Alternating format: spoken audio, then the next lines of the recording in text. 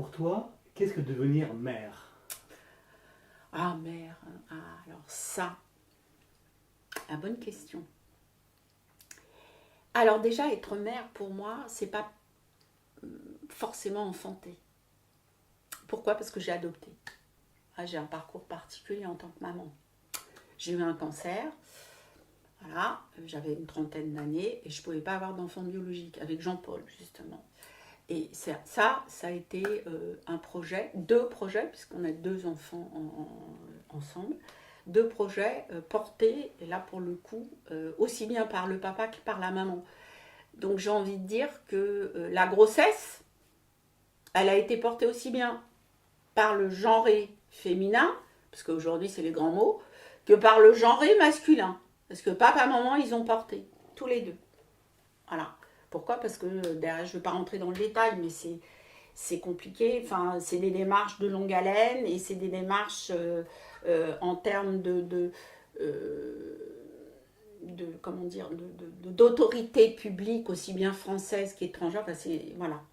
Et ça a été porté par nous deux. Et donc, pour moi, être mère, c'est pas je mets au monde. Enfin, si. C'est je mets. C'est pas je mets au monde. Non. C'est pas je donne la vie, c'est je mets au monde. Voilà. C'est pas je donne la vie. Vous voyez, le geste, il est là. Hein. C'est pas je donne la vie, c'est je mets au monde. Je donne à voir aux autres. Voilà. Et alors, mes fils, j'en ai deux petits Jules.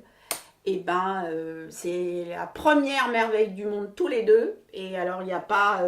non, la première merveille. Alors, ils sont différents, mais on en aurait 15 biologiques, pas biologiques, qui sont différents. Voilà, j'en ai deux. Et c'est la première merveille du monde. Et en maman, c'est ce que j'expliquais, c'est les éduquer, c'est essayer de leur donner un maximum d'outils pour qu'ils soient, le mieux outillés dans la vie. Et en même temps, c'est leur dire, la porte est ouverte, il y a quoi que ce soit, mes chéris, il n'y a pas de souci. Maman, elle est là, voilà. Alors papa aussi, mais plus ensemble, puisqu'on est divorcés, voilà. Mais c'est ça. Et je pense que pour Jean-Paul, c'est pareil. Je ne veux pas présumer de lui, mais voilà. Moi, je parle pour moi, mais je parle pour Jean-Paul. Enfin, je vais parler pour moi. Mais c'est une démarche à deux. Vraiment. Là, pour le coup, nos enfants, comment dire, des fois, quand on a des enfants biologiques, on peut être amené à dire, elle m'a fait un enfant dans le dos. Ça, c'est dit, ça. J'invente pas. Ah là, non. Non, on les a fait dans le ventre tous les deux. Voilà. On les a portés. Tous les deux. Et alors, effectivement, la démarche d'adoption, d'abord, j'ai eu un cancer, j'avais une trentaine d'années, un cancer gynécologique. Voilà. Donc, on peut pas avoir d'enfants biologiques, clairement. On veut des enfants, tous les deux, et on en veut ensemble. Donc, on se dit, eh ben, qu'à cela ne tienne, oh là, on veut pas d'enfants, on peut pas avoir d'enfants biologiques. C'est pas grave, on en aura quand même, mais on en aura différemment. Et donc, alors, je ne rentre pas dans le détail du processus médical, parce que moi, j'ai eu un cancer. Donc, il faut quand même attendre d'être guéri par le corps médical. Hein. Donc, ça prend guéri. C'est pas j'ai un cancer au mois de janvier et je suis guérie au mois de février. Hein. Ça prend un certain temps. Donc, déjà, l'idée d'avoir un enfant, pour nous deux, mature. Parce que forcément... y a le laps de temps de la guérison.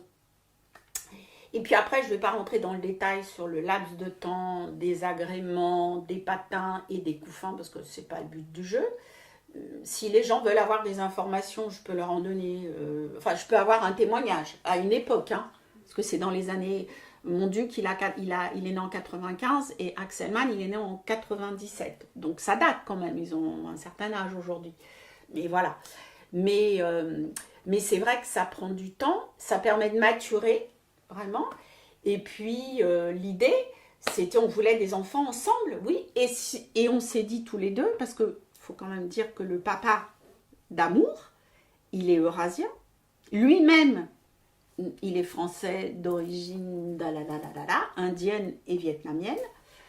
Et on s'était dit tous les deux, si on avait eu des enfants biologiques, parce que l'idée quand même, pour nous, c'est un témoignage, hein, pour nous, c'était qu'ils nous ressemblent, enfin, qui se rapproche le plus de ce que nous sommes, nous.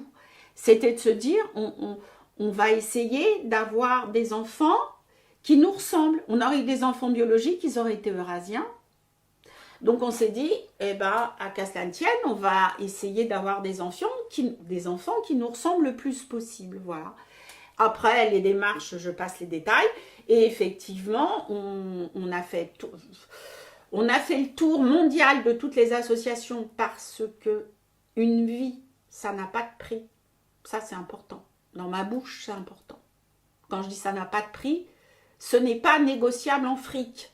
Pour moi, comme pour Jean-Paul. Hein. Alors là, donc une vie, ça n'a pas de prix. Donc on s'est dit, on va faire les démarches légales. Il y a l'adoption à l'étranger et il y a l'adoption à l'étranger pour qu'après il soit adoptable ici. Oula, c'est pour ça que je dis on n'en parle pas là, mais si les gens veulent un témoignage, moi je n'ai pas de souci à en discuter avec eux. Mais ça c'est autre chose. Et on s'était dit, eh ben on va aller chercher par rapport aux associations, donc ministère des Affaires étrangères, c'est un point incontournable pour l'international. Et dans le ministère des Affaires étrangères, vous avez une mission de l'adoption internationale qui est incontournable. Légalement, vous ne pouvez pas faire autrement. Et la mission d'adoption internationale, elle avait des adresses liées aux associations qui travaillent sur le monde entier avec la France, aussi bien pour soigner des enfants que adopter des enfants. Voilà. Et donc, on est allé à la MAI, ce qu'on appelle, on a écrit à toutes les associations mondiales et à un moment donné, on s'est dit, nous, ce qui nous intéresse le plus, c'est le sud-est asiatique et l'Inde, parce que Jean-Paul, ses grands-parents sont d'origine indienne de l'Inde, Pondichéry.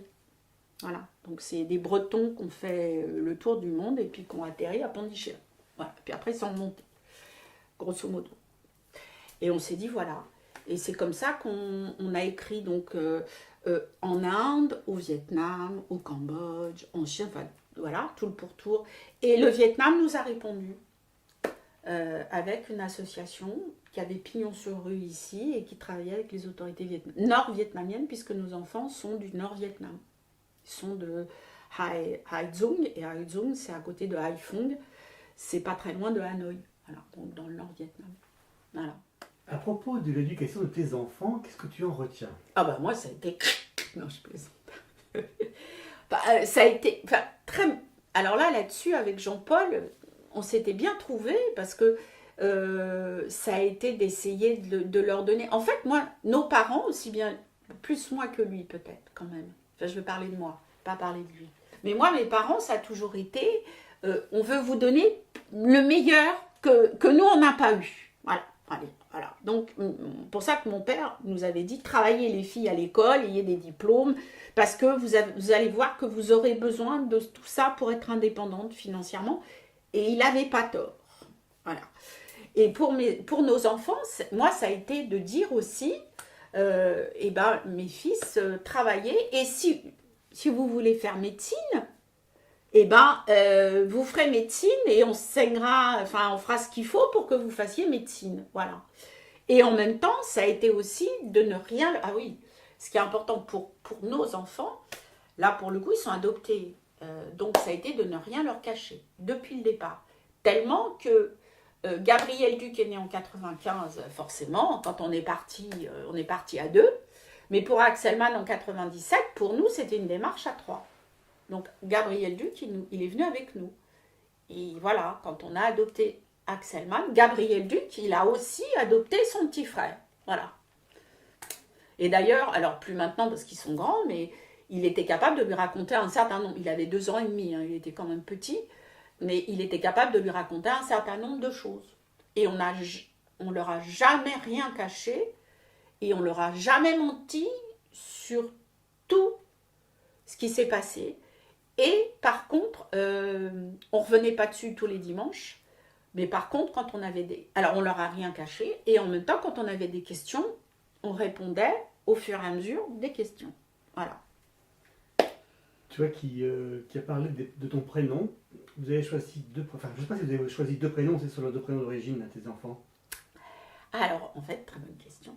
Effectivement, on avait choisi des prénoms tous les deux, Jean-Paul et moi, bien entendu. Et en même temps, il y avait un fil conducteur, c'était de se dire, nous, l'idée, c'était on va leur donner un prénom, mais en même temps, ils vont avoir un prénom qui les qualifie au monde. Ils naissent avec un prénom qui les qualifie au monde. Et ce prénom-là, pour nous, il était hors de question qu'on le squeeze, enfin, qu'on le mette de côté. Donc, en fait, Gabriel Duc, parce que Gabriel, c'est le prénom qu'on avait choisi, et Duc, c'est son prénom de naissance, et il va très bien, parce que Gabriel l'archange, et Duc, ça veut dire vertueux en français. Et alors, Dieu sait s'il est vertueux. Et Axel Mann, Man, ça veut dire robuste. Et Axel, c'est comme, enfin, il y a Action Man, enfin, vous voyez, il y a, d'ailleurs, enfin bon, voilà. Et Axel Mann, voilà. Et effectivement, on a toujours, mais l'idée aussi, c'est, le papa s'appelle Jean-Paul, donc il a un prénom composé. Moi, je m'appelle Marie-Claude, j'ai un prénom composé. Donc ça ne nous choquait pas, nous, qui portent des prénoms composés comme leurs parents, et qu'en plus, on garde le prénom de naissance qui les qualifie. Voilà. Tout simplement. Est-ce que vous êtes allé au Vietnam avec les enfants? Alors, en fait, donc on y est allé une première fois en 94 pour vous visiter tous les deux. On y est retourné en 95 pour mon Duc. Et on y est retourné en 97 avec Gabriel Duc pour Axel Mann. Comme ça, Gabriel Duc, il peut raconter. Alors, même s'il avait 2 ans et demi, 3 ans, il peut raconter certaines choses dont il se souvient un peu à Axel Mann. Sinon, non, on n'y est pas retourné avec les enfants. La seule chose que moi, je leur ai dit, c'est que s'ils veulent y aller tout seuls, ils y vont tout seuls. S'ils veulent que, en tout cas je parle pour moi aujourd'hui, je vienne avec eux, il n'y a pas de souci, je les accompagnerai. Et moi, c'est normal parce que les procédures juridiques françaises sont lourdes. Moi, j'ai gardé tous leurs dossiers vietnamiens, enfin le côté légal d'adoption plénière au Vietnam. Donc, ils ont tout. Donc, si jamais demain, ils voulaient aller au Vietnam pour retrouver leurs origines, parce que c'est des questions qu'on peut se poser à tout âge, ils ont tout ce qu'il faut ici. Alors après là-bas, est-ce qu'ils retrouveront? Ça, c'est autre chose. Mais en tout cas, il y a tout. Et comme on ne leur a pas menti, ils connaissent un petit peu le peu d'histoire que nous, on sait d'eux, là-bas. Voilà. Qu'est-ce que tu souhaiterais que tes enfants retiennent de toi? Que je les aime. Point barre. C'est tout. Ils font leur vie, voilà, mais que je les aime et ils le savent. Enfin, voilà. C'est tout. Pas plus ni moins. Et puis je suis très fière d'eux, j'arrête pas de leur dire. Là, il a Duc, il vole, il a décidé de changer de boulot. Enfin bon, j'ai dit, fais mon fils, je suis fière de toi, vas-y. Parce que c'est important, enfin, c'est en termes d'estime de soi-même, d'image qu'on renvoie aux gens qu'on aime. Voilà.